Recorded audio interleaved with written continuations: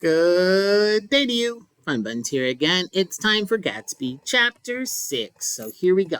Let's get to it. Okay, so last time Chapter 5 happened, Nick decides to go ahead and introduce Gatsby to his cousin Daisy, even though he knows that this probably is going to lead to some relationship of some sort happening.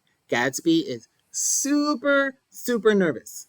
All of his hopes, all of the stuff he's worked for 5 years, was to try to get Daisy's attention, and also to make it so that he felt like he was enough for her and good enough for her, and he finally has an opportunity to say hi and to meet her, and he does. And they get reacquainted, and he shows off his house, and she's happy and she's sad. She's got this whole mixed emotions thing going on. Like, maybe we should have been together this whole time, but then again, maybe it's good that we were. I mean, I don't know. And she's just, she's thinking all the things. So that's going on.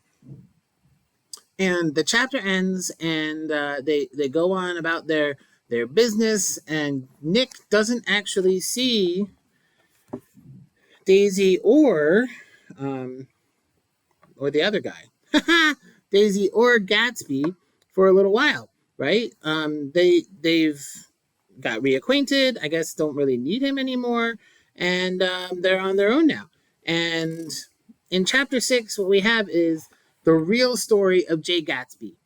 So somewhere along the way, Nick learned the whole thing.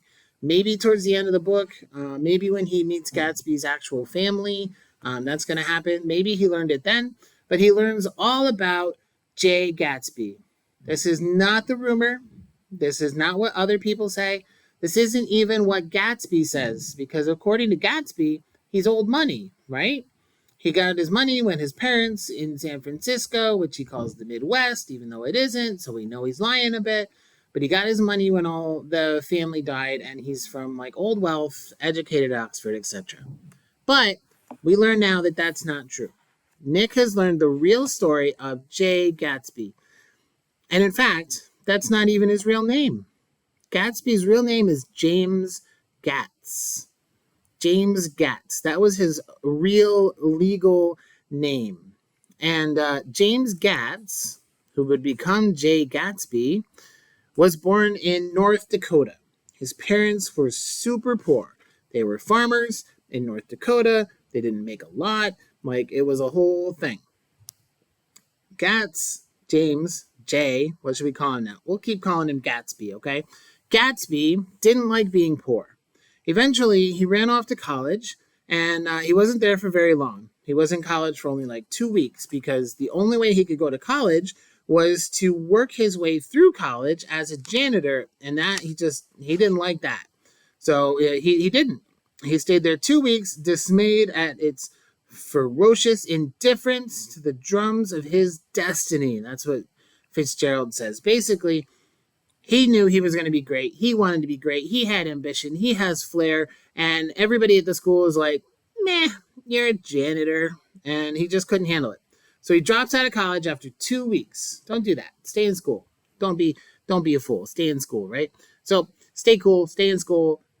Gatsby doesn't believe it. Doesn't listen to it. He's like, no, this is not going to be my path. He drops out of school. Drops out of college.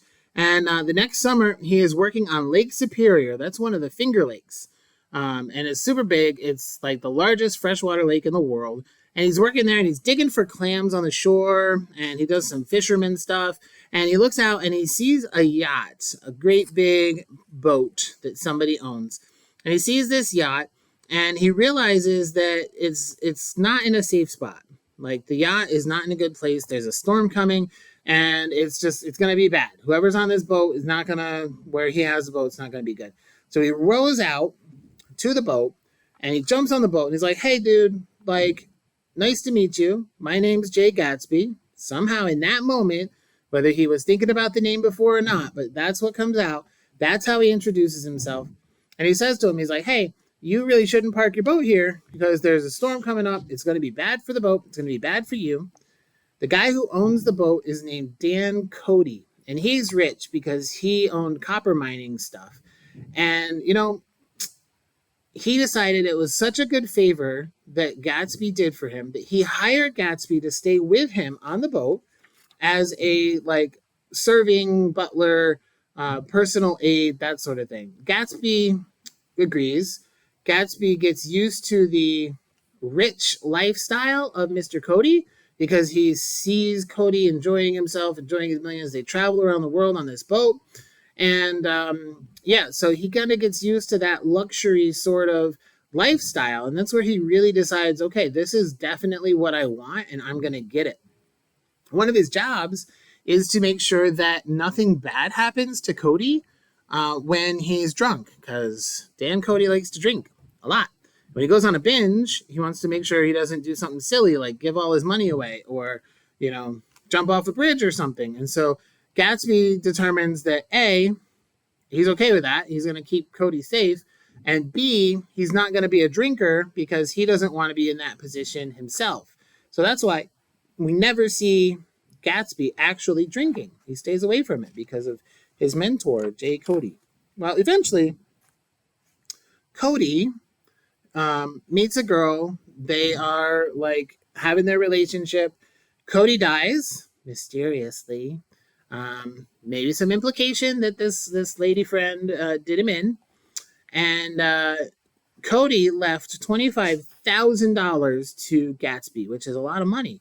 But then this lady kind of stole it from him, basically claimed that he didn't have the right to give the money to Gatsby, even though he did. It was a whole thing, but he doesn't get the money. Gatsby doesn't get the money. And he's like, you know what? I got to go out there. I got to make this money on my own. And it was really a moment that spurred him to go and get the job done and get that money for himself. So he does. That's the true story of where Gatsby came from. Then he goes into the army, he goes into the war, and then he makes his money afterwards, and we'll figure out exactly how that is. But he is not old money. His name is James Gatz. He grew up on a farm in North Dakota, really having no money at all, and that's where he's from. And actually, his daddy is still alive, so that's the thing. Later on, in Chapter 6, something happens. Gatsby's at home, and three people on horseback come riding up to his house. And it actually is Tom Buchanan. That's Daisy's husband. Now, Daisy and Gatsby have been spending time together, but we don't really know what they're doing. But they're spending time together all by themselves, so we kind of know what they're doing. And Tom shows up with a couple of friends, Mr. and Mrs. Sloan. So Tom shows up, and he's like, hey, Gatsby, we want to have a drink. And basically, they're using his place as a pit stop. Like, we're riding, we've been riding a long time, we're thirsty, we're going to come in, we're going to get a drink because we know that you want to be us, and we're going to just use your house, get a drink, and be gone again. And you see this huge rift between Tom and his old money and Gatsby and his new money. And it's not just because of Daisy, it's the whole class system between the two. So we see this huge rift between old money and new money because they both have a crap load of money. Doesn't really matter what they want, they can go buy it. Once you get to a certain amount of money, it doesn't matter anymore, right? Because you can buy anything you want. So they both have that. We can do whatever we want money. But there's still a huge difference, and the old money is still and always going to look down on the new money people. They're always going to be like, you know what? You're not as good as us. We grew up with money. We have culture. We have class. So they show up, and they're like, hey. And Gatsby's like, hi. And he's a little intimidated, right? And he says to Tom, he's like, oh, we've met before. And Tom's like, yeah, we definitely have met before. But Tom has no idea and doesn't remember Gatsby at all. Because to him, Gatsby's not important. So Gatsby's like, hey, we've met before. And Tom's like, oh, yeah, sure we have. Oh, I totally remember. And Gatsby's like, I know your wife. And Tom's like, hey, what now? Say what? Was it what now?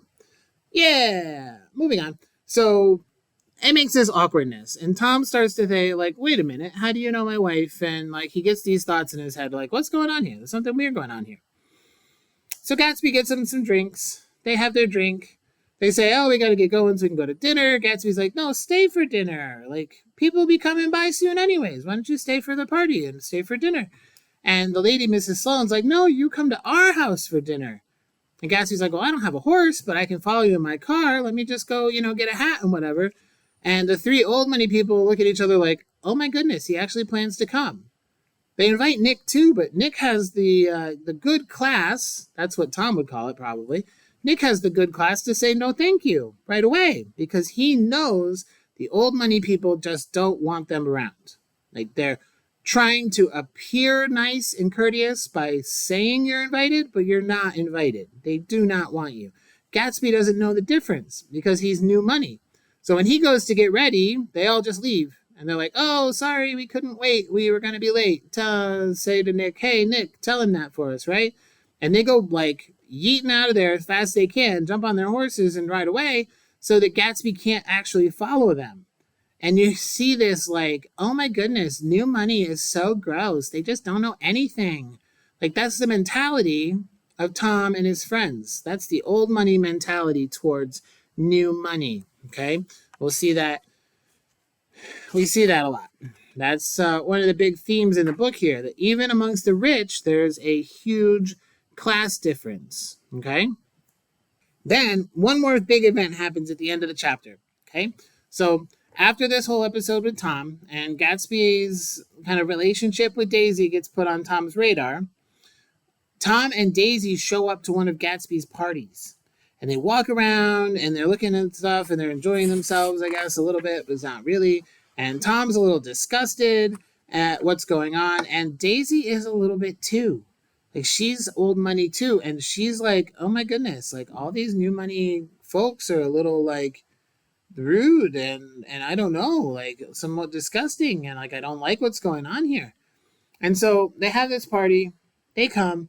Gatsby and Daisy have a dance together.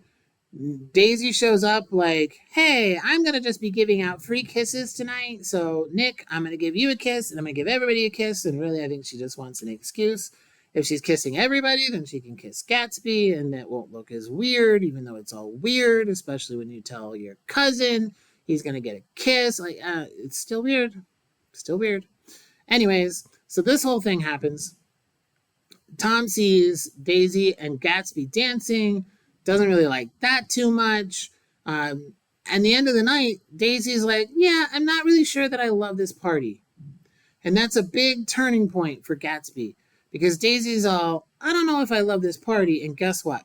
It's the last party that Gatsby throws. Because if Daisy don't like it, and we already know Daisy, we've met Daisy, we don't need that to kind of accidentally meet Daisy, then we're not doing it anymore. No point.